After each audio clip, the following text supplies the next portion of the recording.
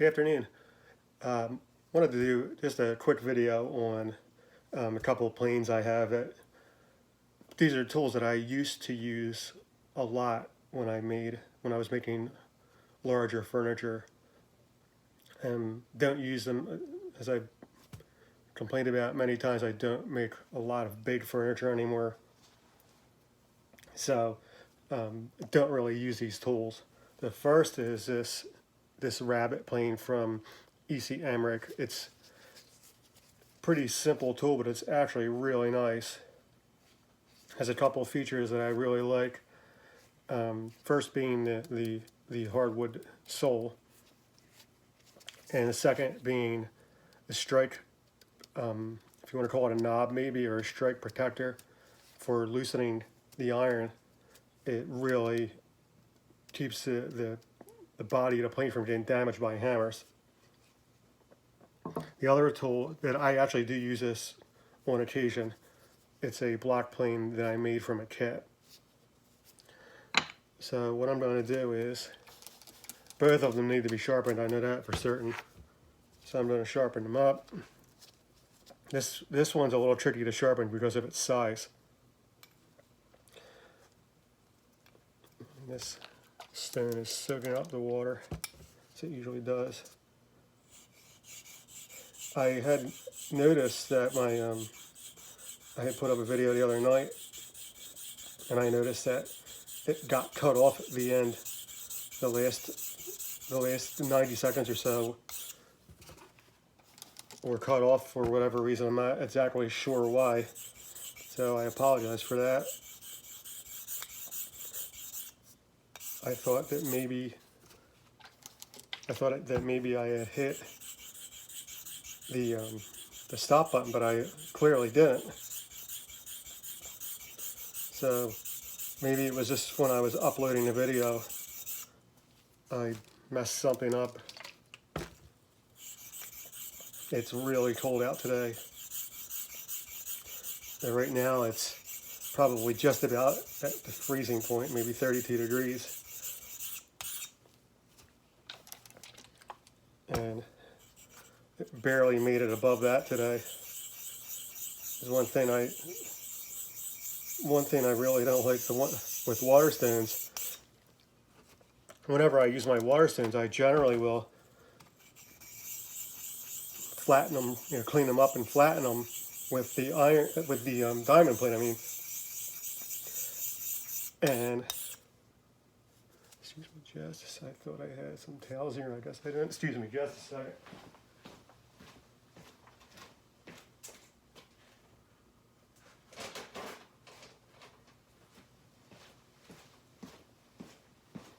Sorry about that.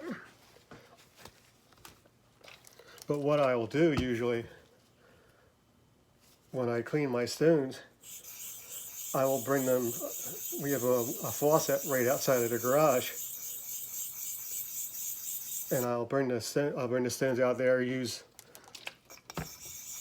the hose to clean to spray them off, flatten them, then spray them off again, and put them back into storage. Not a barrel all the way across, which is kind of surprising. This one usually sharpens up pretty quick. But it's been so cold for the past week that I put away the garden hose there, and I shut down the spigot. Even though it is a frost-free spigot, I usually will keep it off when I know that the temperatures are going to be cold. There's no point in taking the risk and freezing up your pipes, which can be a disaster.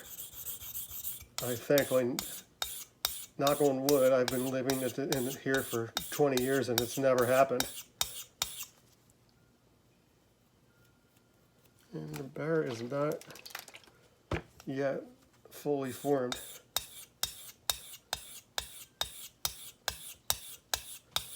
I'm putting some real pressure on this now, which I normally don't do. I normally let the stone do the work when I can.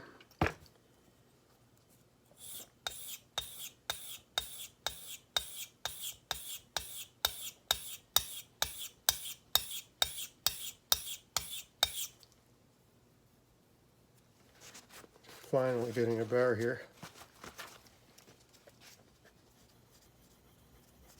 It's been a long time since I sharpened this actually. I haven't used it in a project, on a project, and it might be close to a year now.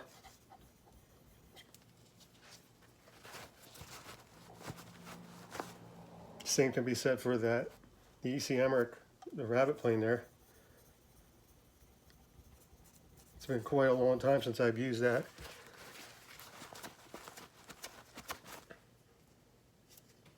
Battery just actually needs a little bit of work. I'm not a big proponent of the battery. The plain iron needs to be this level of flatness. It's like the mirror on a telescope. It really just needs to be even across the very tip where the bevel is going to meet the back, especially on a plane, because planes are already bedded. The only part that really matters is that little tiny little sliver. That's pretty good.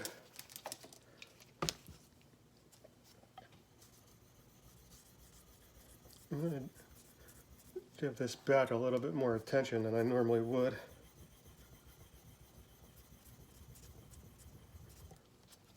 But yeah, now because of the cold temperatures, I'm not going to be able to clean my two stones here like I like to. Outside I was able to do it without making any mess. I just spray them off and be done with it, dry them. So I'll have to wait until it warms up a little bit, which, looking at the forecast, probably isn't going to happen for at least another week and a half. We're supposed to be in the 30s and 40s for the next week or so, which is not awful for this time of year, but it's definitely a little bit cooler than normal. We usually don't see real cold until the near the end of December, but sometimes we did some pretty heavy storms. I remember in high school, the night before Thanksgiving, we got something like 16 inches of snow, and the football game ended up being canceled. Not necessarily because of the playing conditions, but because traveling to the field would have been dangerous.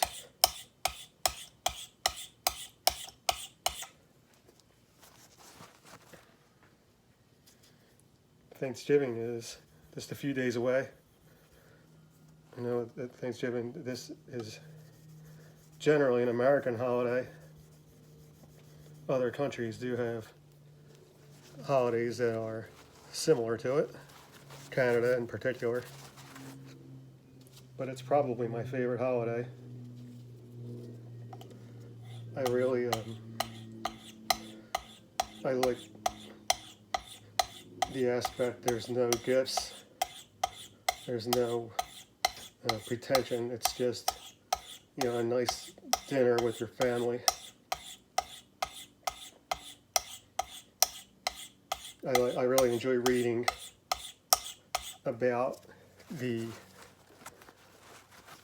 what happened during, like, World War II is actually a really good example because it was so well documented. But what the soldiers overseas did, how they celebrated Thanksgiving and how it was celebrated on the home front.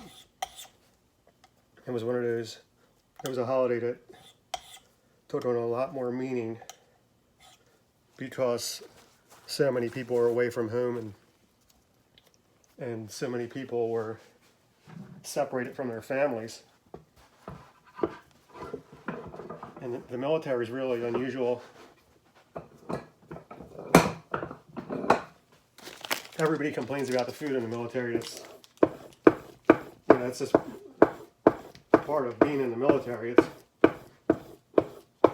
when it actually isn't really that bad. But I suppose during World War II it probably was for the guys in the field. But in the military at Thanksgiving, they really go all out. It's actually pretty impressive. And you get a nice big dinner, and you get desserts. It's really as close as you're going to get to being home during the holidays.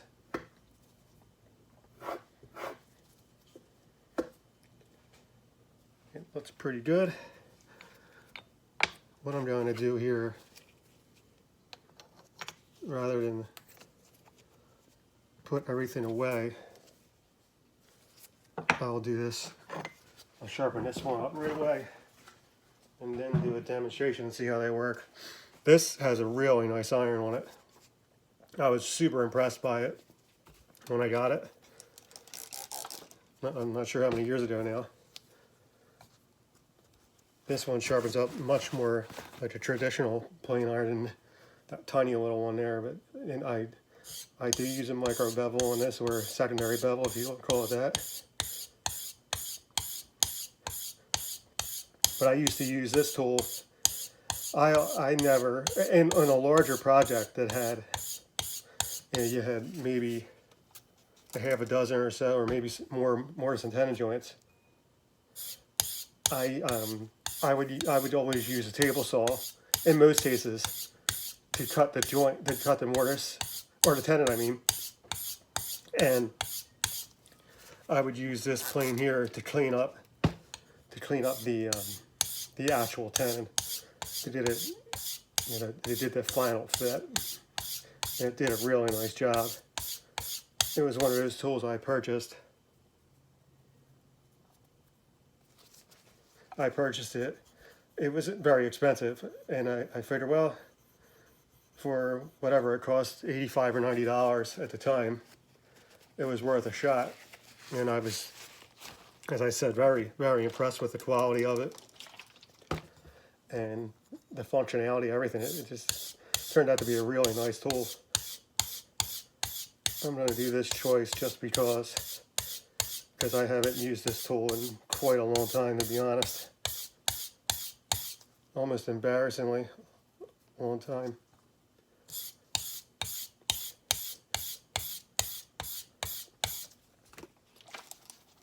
It's a shame. I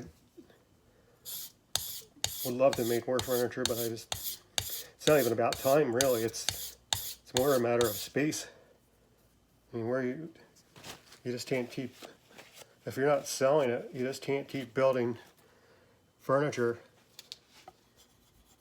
and putting it in different rooms in your house. You're going to run out of room at some point, which is exactly what I did.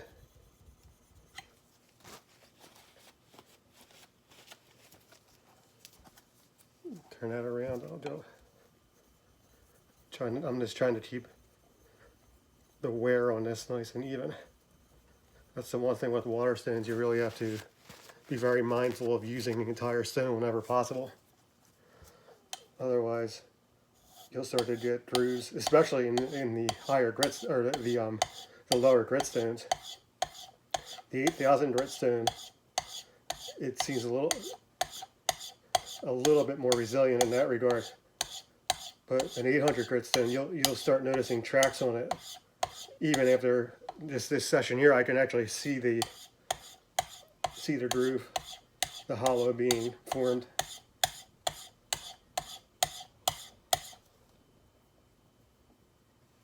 It's almost there. That's it.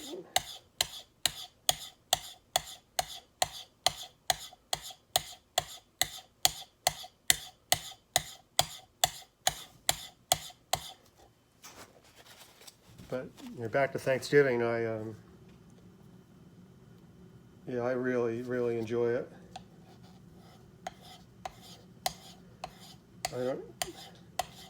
I shouldn't say I don't care for holidays. I do.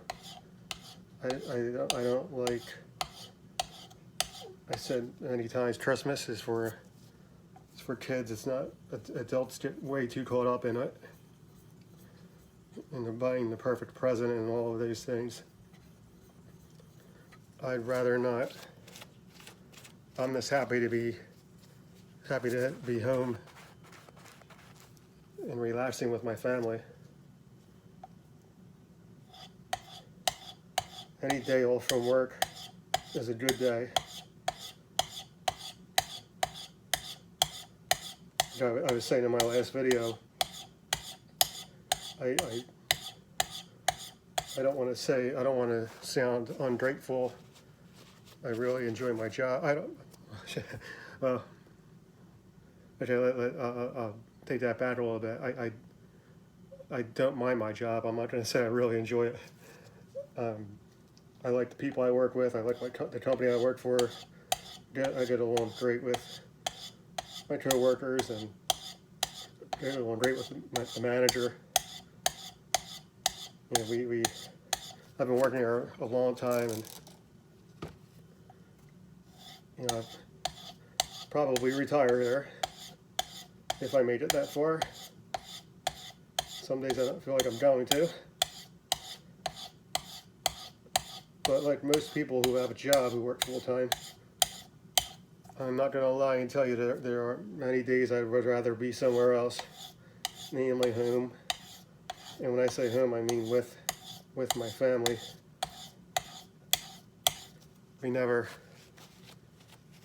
We don't see our family. Most people who have a job, the worst part about being a job is not having a job is not being at work. It's being away from your family. And that's what I don't. That's what I really, if I have one regret in life, it's for quite a few years I was working 55, 60 hours a week, and that's not including your commute time, your drive time. So during Monday through Saturday, my waking hours were really spent driving to, being at work, and then driving home from it. When I would get home at night, I just had nothing left, and I regret that. I regret the those missed moments that we never get back. Okay. One thing you cannot get back is lost time. I remember the last company I worked for was a printing company. We were an industrial printer, and whenever we'd have a breakdown or things that happen on large machines,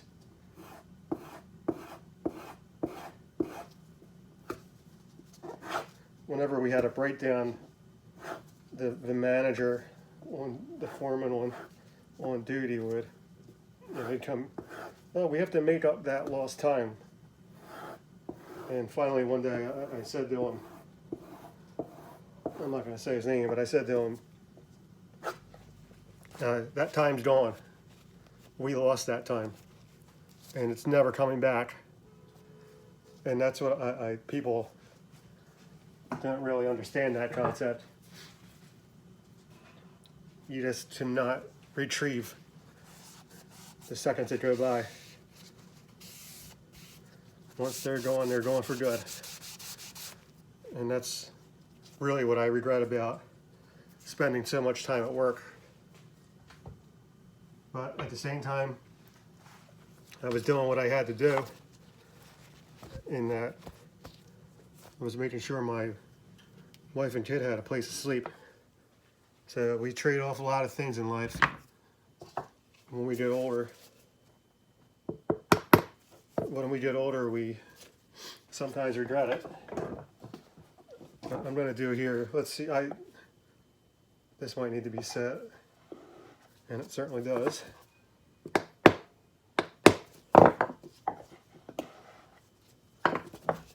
Use this side.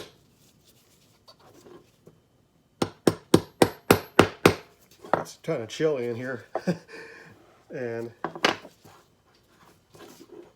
when it's chilly, one thing I always wondered what they did in the old shops when it got cooler. You know, the wood shrinks, and sometimes the wedges don't want to stay in the planes. Sitting there, for goodness sake. And the wedge, the wedge does not want to hold. I don't know if you can make that out. The wedge is just so seated so tight that it's just not giving any room for the shavings to come out.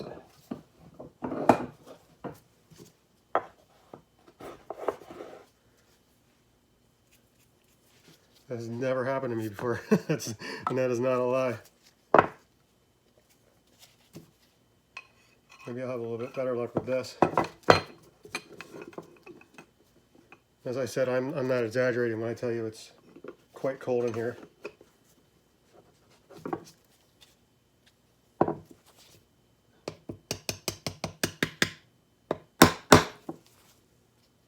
little bit much colder than I'd like. Now, I'm not using this plane the way it would traditionally be used.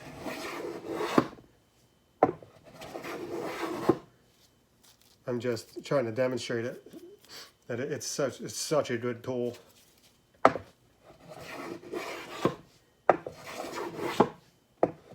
And this board is not flat in the least. Let's see if I can. That's taking probably too fine of a shaving than you would want.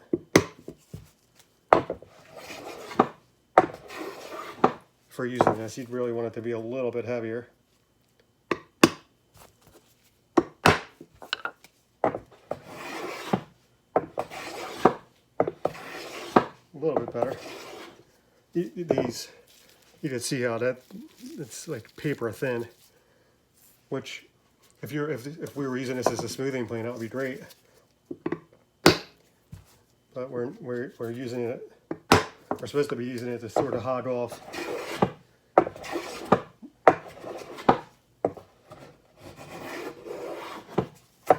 But it's kind of cool that this plane can be used for such fine work if you wanted it. If you want it to.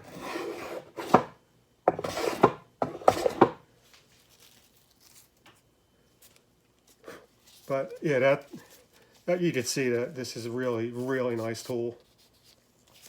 Don't know what they're selling for now, but it's well worth having if you need a shoulder plane. The planes offered, some of the metal shoulder planes I've seen are really expensive. So let's see if it's definitely sharp. Not as sharp as I like, but I could probably get it sharper, but it's having no issue cutting this. But yeah, I've seen shoulder planes that they're in the hundreds of dollars, the hundreds of dollar range, and I'm sure they're worth every penny in terms of their construction quality and all that. But what I'm saying is, for the occasional woodworker, like I am, like a lot of people are, you probably don't need a tool, a shoulder plane that is that expensive.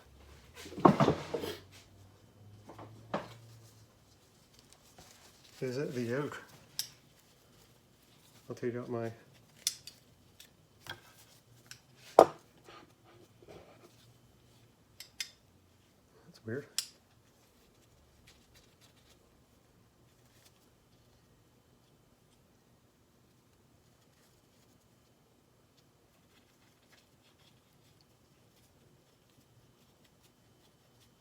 This is my Lee Nielsen block plane. You can see that actually works. It's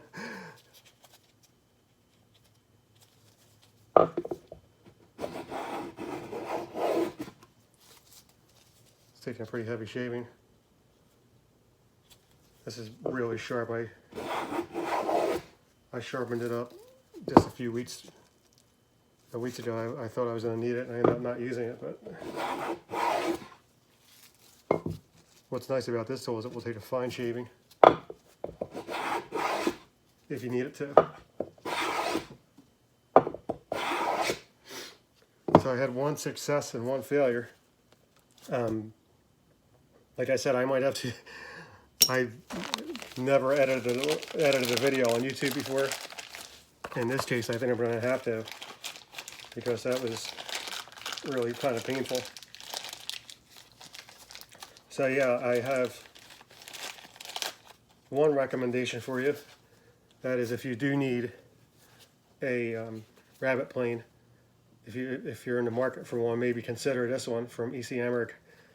Great.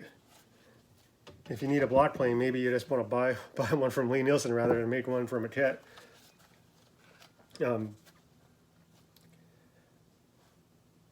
This has worked before. I promise you. I just haven't used it in quite a long time, and I think it needs some maintenance. It's been sitting in the garage here for quite a long time in weather extremes that a lot of wood tools don't like, from humidity to hot to humidity to cold with humidity. We did it all here, and everybody complains about the weather. I'm no exception. And and most people, unless you're living in a place like San Diego, most people have weather extremes where they live. It's really it's really important to know what your tools, how they react to those extremes. That's probably the best way to put it, because they can really be affected by it in a negative way if you don't maintain them. And it's pretty clear that a block plane there needs maintenance, and it's something I'll have to work on when I get a moment. So yeah, I had one success, one failure, and that's good. That's a good thing. Not everything's perfect in the world of woodworking from your garage or your little home shop. So I hope you guys have a great day. I hope you have a really nice Thanksgiving. And if I don't put out a video between now and then, and if you do celebrate the Thanksgiving holiday, hope you have a great day. And everybody else out there, I hope you have a great day as well. Thanks.